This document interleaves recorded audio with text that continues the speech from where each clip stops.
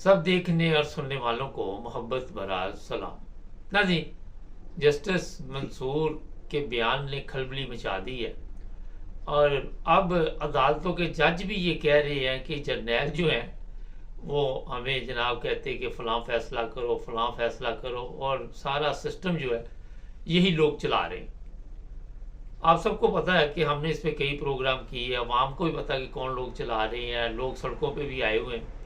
कोई फैसला अगर अदालत करती है, सुप्रीम कोर्ट, तो फैसला मानने के बजाय ये कवानीन चेंज कर देते हैं। हैरानगी की बात। और आज इसी पे बात करेंगे। अब्दुल कयूम साहब हमारे साथ है। सर ये बताइए, सुप्रीम कोर्ट कोई फैसला करती है, सीटों का फैसला अगर इजाफी सीटों का कर ले तो ये कवानीन तब्दील करना शुरू कर देते हैं। तो ये फौज हमें किस चक्कर में डाल रही है? मुबारक साहब, ये मेरे ख्याल में वक्त आने वाला है, अभी वक्त आने वाला है। इनको जो जो इन्होंने किया, ये मुल्क को चलने नहीं दिया।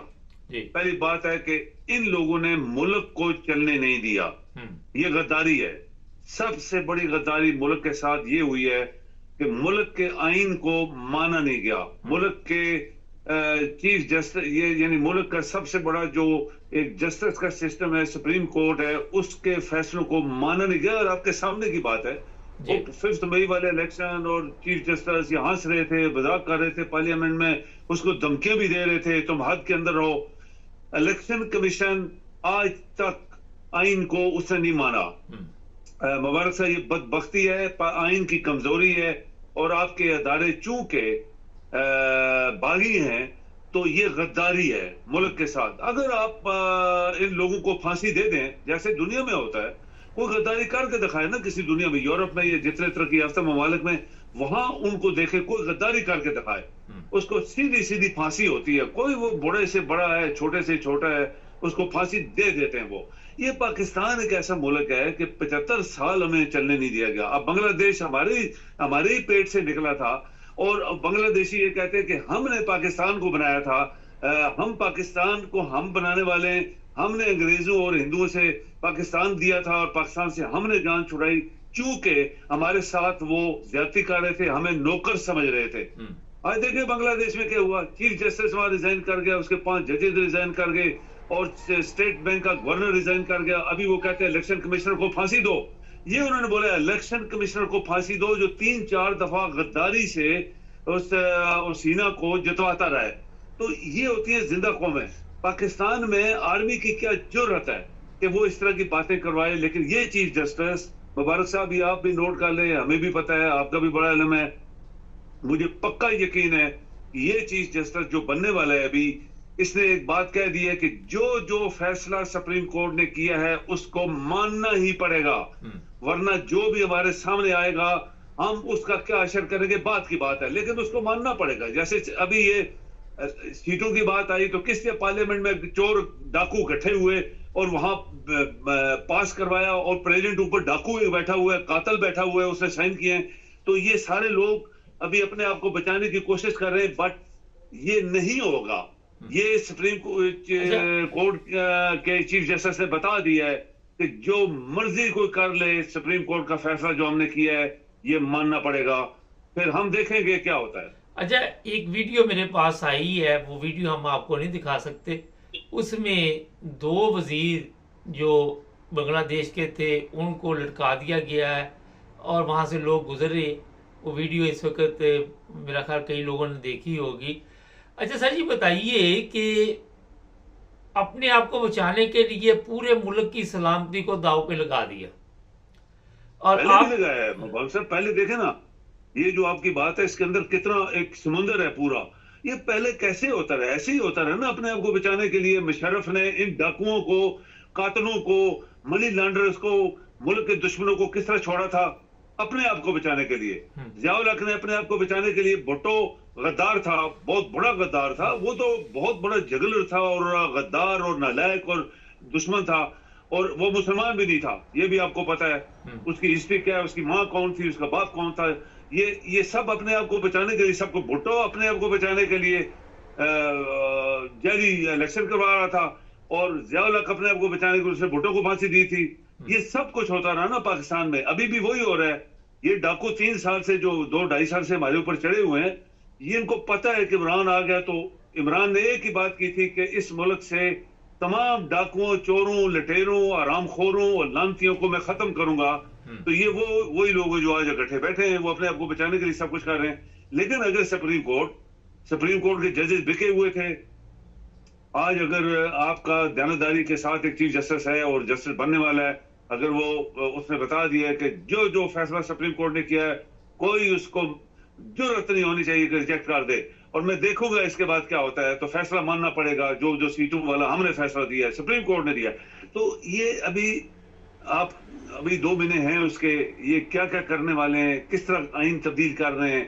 और ऊपर डाकू, एक बहुत बड़ा डाकू है जिसने खरबों डॉलर पाकिस्तान के लूटे हुए हैं, वो चोर लुटेरे, फूलों वाला, साइकिल वाला, फलां फलां फलां फलां फलां, और मलिक रियाज, सब पैसा इसका था।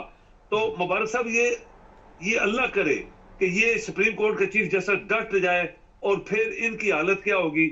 मैं कहता हूं इन लोगों को स्वाय फांसी के इनका कोई इलाज नहीं है। अच्छा, वैसे आपकी बात भी दुरुस्त है, लेकिन मुझे नहीं लगता कि ये लोग जो है कोई इनको ठीक कर सके। अवाम है अपनी ताकत के जरिए पाकिस्तान में तब्दीली ला सकती है, इलेक्शन के ज़रिए हमारे मुल्क में तब्दीली नहीं आ सकती।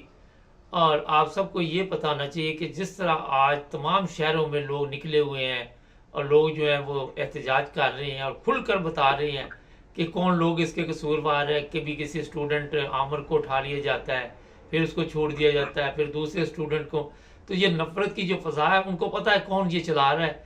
तो आने वाले दिनों में बहुत बड़ी तब्दीली आएगी। सर ये बताइए कि बैनुल-अक़वामी तौर पे इस वक्त हम जिस जगह पे पहुंच चुके हैं, पैसा हमें कोई देता नहीं है, ख़जाने में पैसे नहीं है, तो इनकी लड़ाई जब होगी, मेरा ख्याल जब ये भूख अफलास शुरू होगी फिर इनकी लड़ाई होगी। क्योंकि अब तो टैक्स लगा रहे, कोई पाकिस्तान आ रहा है उससे के ऊपर भी टैक्स है, कोई पाकिस्तान से जा रहा है, कोई मोबाइल इस्तेमाल कर रहा है, कोई वॉशरूम जा रहा है, कोई पता नहीं किधर किधर टैक्स लगा दिए हैं इन्होंने।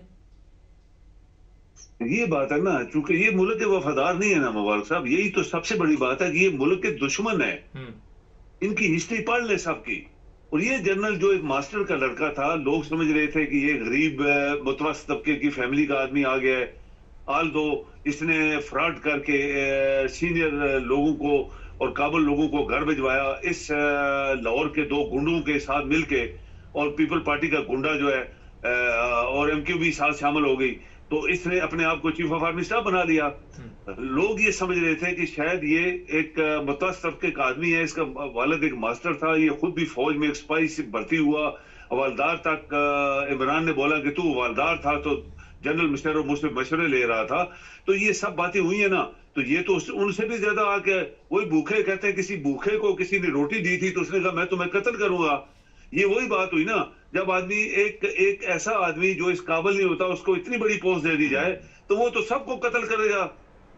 एक भूखे को रोटियां तो मिली थी तो कत्ल के लिए तैयार हो गए थे, तो इससे तो पूरा मुल्क मिल गया है, पूरी आर्मी मिल गई है, जो ट्रिलियन डॉलर्स की आर्मी का असासे हैं वो इनका मालिक बन बैठा है। तो ये कैसे छोड़ेगा? इसका इनका इलाज यही है कि अगर कुछ चीज जैसा सब कहा जाता है और वो डर जाता है मुबारक साहब, तो मैं यकीन करें कि मैं चाहता हूं कि इन सब लोगों को फांसी दें। हम लोग बहुत अरसे से बात करें, इनकी जायदादें पहले जब्त करें जो उन्होंने खरबों हर किसी ने बनाया। इंडियन के चीफ ऑफ आर्मी स्टाफ ने बोला कि मेरे एहसास 25 लाख है।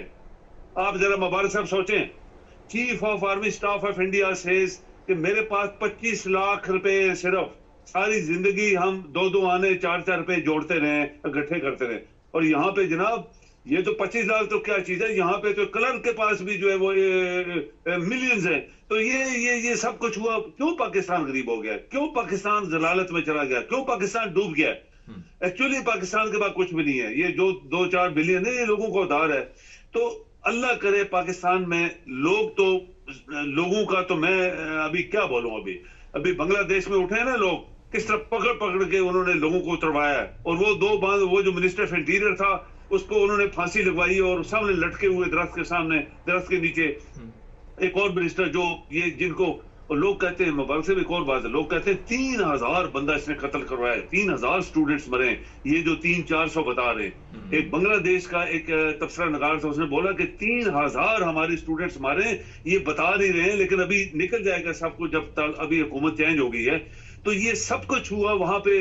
वो कहते हैं हम बागी हैं, बंगाली कहते हैं हम बागी हैं, शुरू से बागी हैं। हमने पाकिस्तान बनवाया, हमने पाकिस्तान से जान छुड़ाई, हमने इससे माफिया से जान छुड़ाई, हम बागी लोग हैं। और हम अभी बांग्लादेश को top of the most Asia का एक मुल्क बनाएंगे, और वो बना भी लेंगे।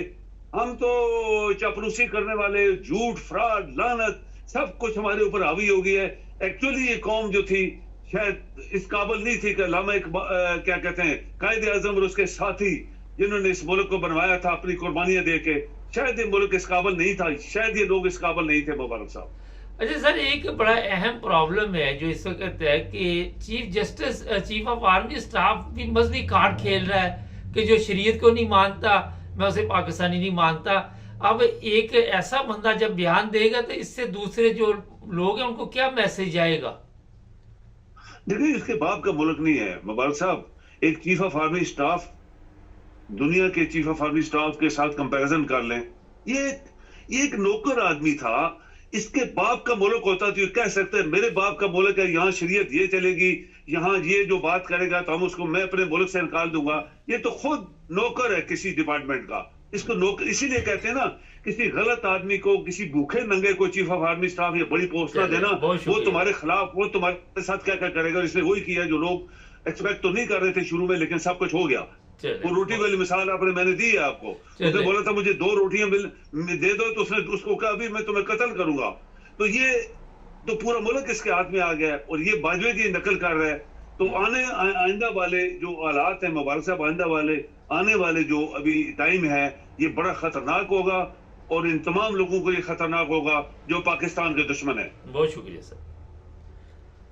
ना जी, पाकिस्तान पाकिस्तानियों का है, और पाकिस्तानी जितने भी वहाँ पे रहते हैं, किसी भी फिरके से, किसी भी मज़हब से तल्लुक़ रखते हैं, उनके तमाम हकूक़ जो हैं वो अदा करने होंगे, फिर ही पाकिस्तान तरक्की करेगा। और मैं हर प्रोग्राम में यही बताता हूँ कि ज़रूरी नहीं होता कि हमारे एक बुज़ुर्ग थे, वो ये कहते थे कि हर तजर्बा आप ही करो, किसी ने कीता है तो फ़ायदा उठा लो, बाकी तो समझदार जे। बांग्लादेश में क्या हुआ, अभी जो लोग पकड़े जा रहे हैं उन सबको फांसी दी जाएगी, कोई वो छोड़ेंगे नहीं। चीफ जस्टिस भी उनका पकड़ा जाएगा, सब पकड़े जाएंगे। तो इससे पहले कि देर हो जाए, और मैं वो बशीर चीमा की यही बात सुन रहा था कि हम सबको मिल बैठ कर इस मुल्क का सोचना चाहिए। वो बंदा पूछे आप ही तो इस मुल्क का बेड़ा गर्क करने वाले, आपने क्या सोचना? आपका बेटा वहाँ पे, आपको पता ही है वो यूनिवर्सिटी वाला जो स्कैंडल चला था, उसमें ये भी मुलव्वस था, और जो लड़कियों के साथ होता रहा। तो ये बदबख्ती है कौम की, क्योंकि कौम भी गलत कामों में पड़ गई हुई है। कौम भी शुभ मुझे बताइए पीरों फ़कीरों के चक्कर में पड़ी हुई है, और खुदा ताला को शिरक पसंद नहीं है। और सबसे ज़्यादा शिरक जो है इस कौम में पाया जा रहा है। हर जगह पे पीर, फ़कीर, दरबार, पता नहीं क्या क्या खुले हुए। मैं देख देख के हैरान रहता हूँ कि वहाँ पे ये वीडियो आती है, कोई ख़वातीन है वो अजीबोगरीब हरकतें कर रही है, फलाना पीर आया, वो अपने आप को पेश कर रही है, कोई कुछ कर रहा है, कोई कुछ कर रहा है। तो इस कौम की बदबख्ती है कि ये गलत रास्ते पे जा चुकी है। इसको भी सज़ा मिलेगी, हुक्मरानों को भी मिलेगी। हमारे चैनल को सब्सक्राइब करें, जुड़े रहें हमारे साथ।